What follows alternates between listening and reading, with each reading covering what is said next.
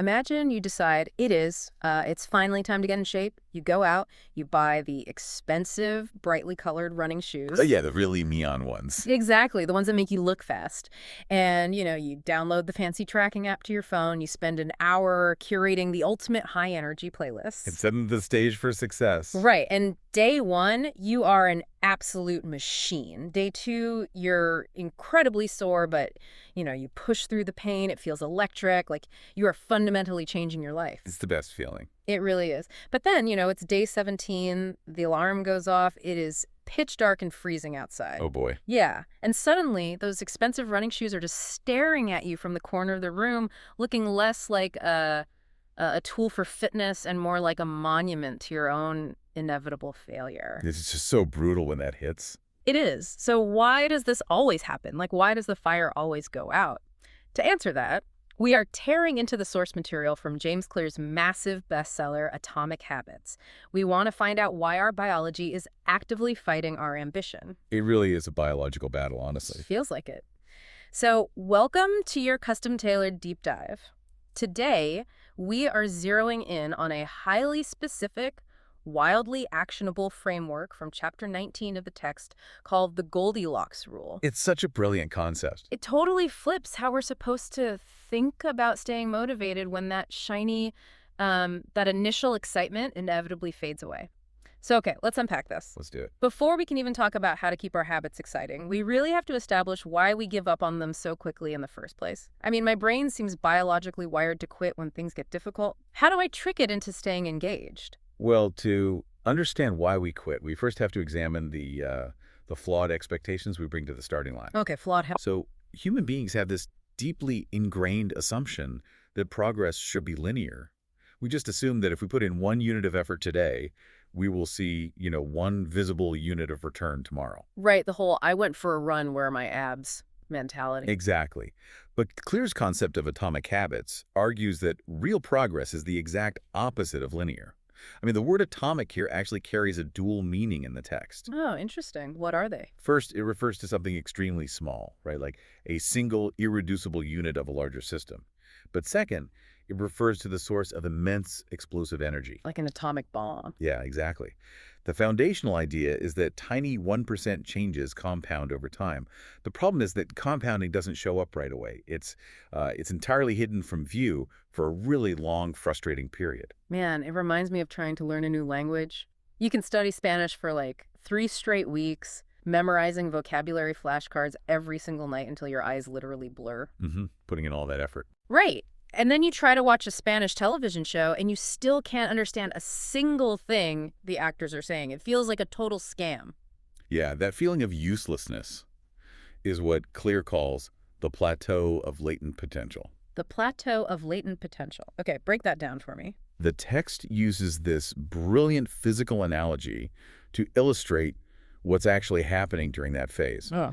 So imagine you have an ice cube sitting on a table in front of you, Okay, I'm picturing it. and the room is freezing, say 25 degrees. Now, the room starts to heat up, but very slowly.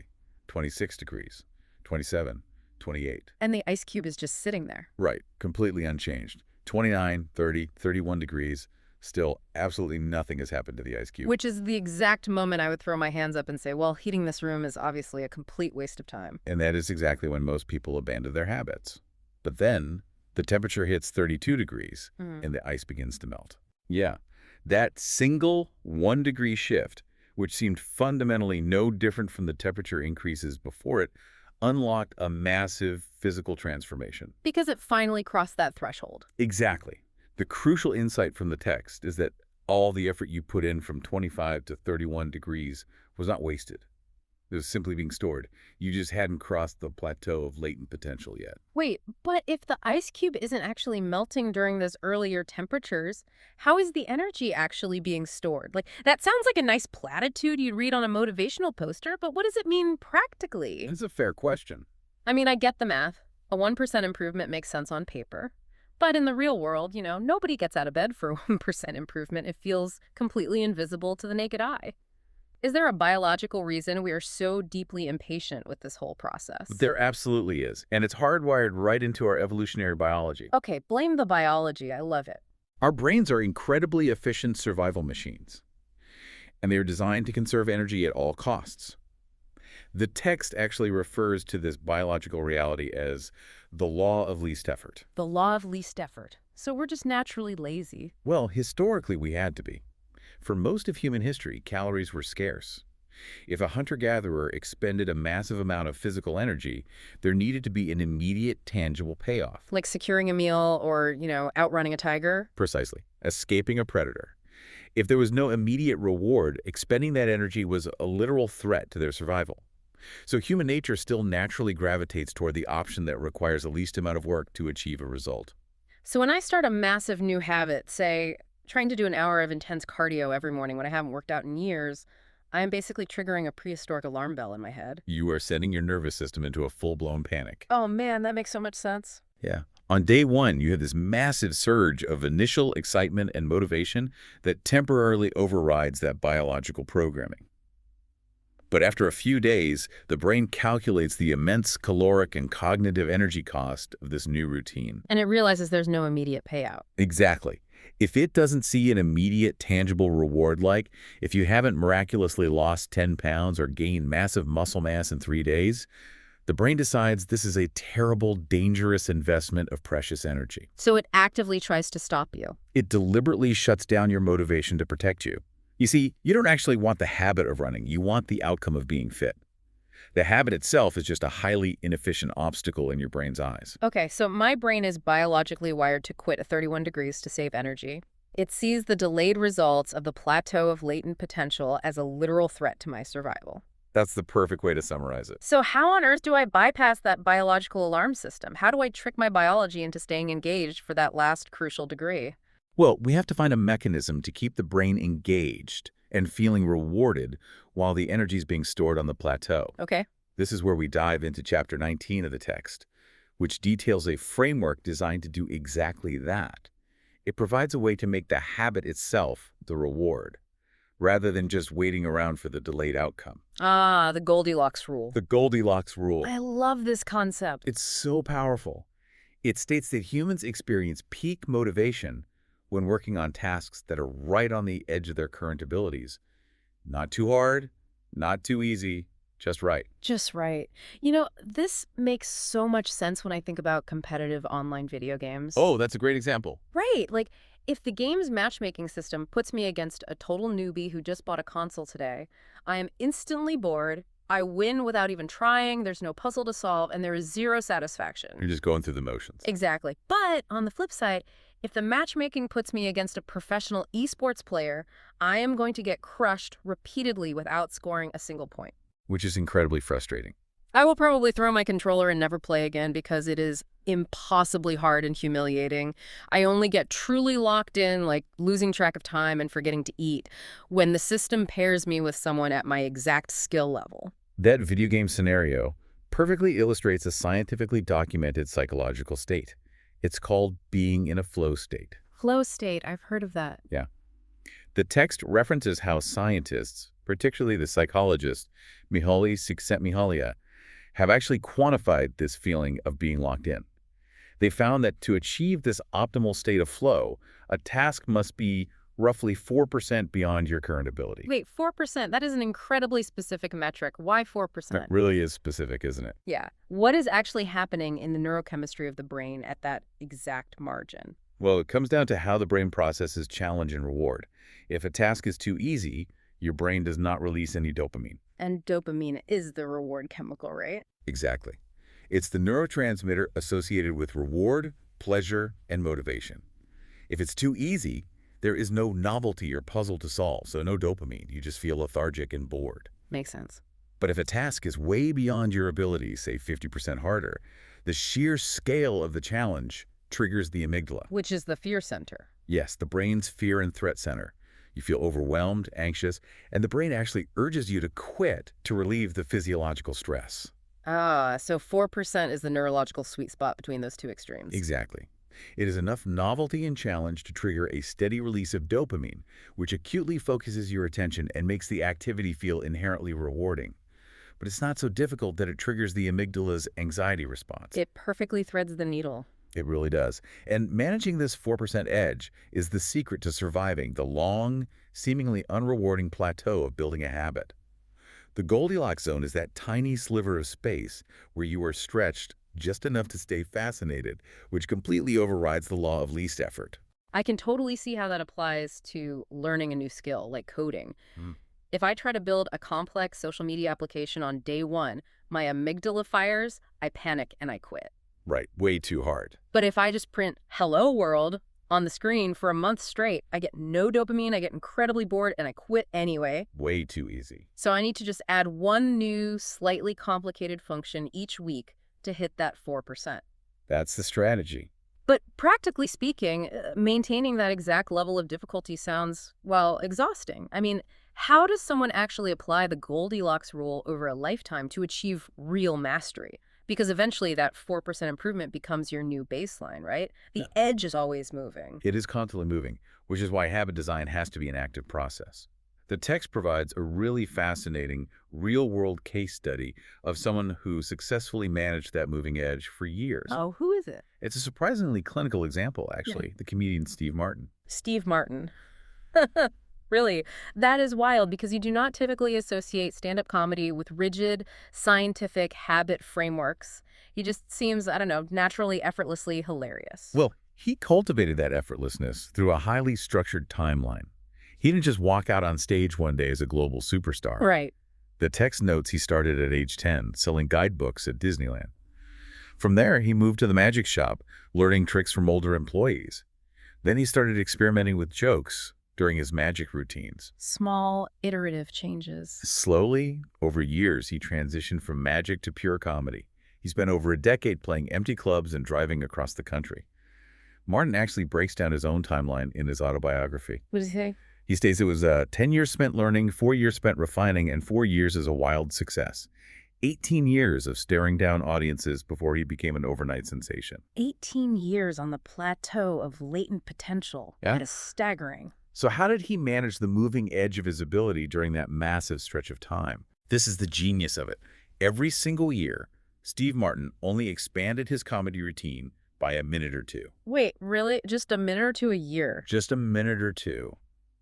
He did not throw out his whole act and try an hour of brand new material. He kept his guaranteed laughs, the stuff he knew worked, and made him feel successful. But he added just enough new material to keep himself motivated, slightly nervous, and working hard. So that 1 or 2 minutes was his 4%. Exactly. It provided just enough victories to keep the momentum going and just enough mistakes from the untested material to keep him refining his craft. I'm a little stuck on this, though. If Martin only added 1 minute of new material a year, wouldn't he go absolutely crazy reciting the exact same jokes night after night for 18 years? It seems like he would lose his mind from the repetition. You have just stumbled onto the most crucial, counterintuitive insight in Chapter 19. Okay, lay it on me. The true danger to Steve Martin was not bombing on stage. It was not staring out at an audience in dead silence. The true danger was exactly what you just described, getting sick of his own jokes. Wait, really? We are so conditioned by society to fear failure? You are saying failure wasn't the actual threat to his career? The text states it unequivocally. The greatest threat to success is not failure. It is boredom. Boredom. Yes, even if you perfectly balance your habits at that 4% edge, eventually the Goldilocks zone becomes routine. Right. As your habits become ordinary, they stop delighting you. The outcome becomes completely expected. And human beings are neurologically wired to desire novelty. So when we get bored, we actively sabotage our own progress just to feel something new. Wow. Let me make sure I am following the mechanics of this. Because the habit is working and the results are totally predictable, our brain stops releasing dopamine. We feel flat. Yes. So we break the successful habit just to get a neurochemical spike from trying something different. That is the tragic irony of self-improvement. As soon as we experience a dip in motivation because a habit has become routine, we seek a new strategy, even if the old one was working perfectly fine. We mistake a lack of excitement for a lack of progress. This explains the entire fitness and diet industry. People jump from one workout program to another every 3 weeks. Constantly searching for the next shiny thing. Exactly. The initial program was working, they were getting stronger, but they just got tired of doing the same squats and deadlifts, so they abandoned a successful routine and seek out a shiny new kettlebell program just for the novelty of it. James Clear shares a story in the text that hammers this reality home. He talks about an elite weightlifting coach who visited his gym. Oh, I remember this part. Yeah. This coach had worked with thousands of athletes, including Olympic gold medalists. Clear asked him the ultimate question. What is the difference between the best athletes and everyone else?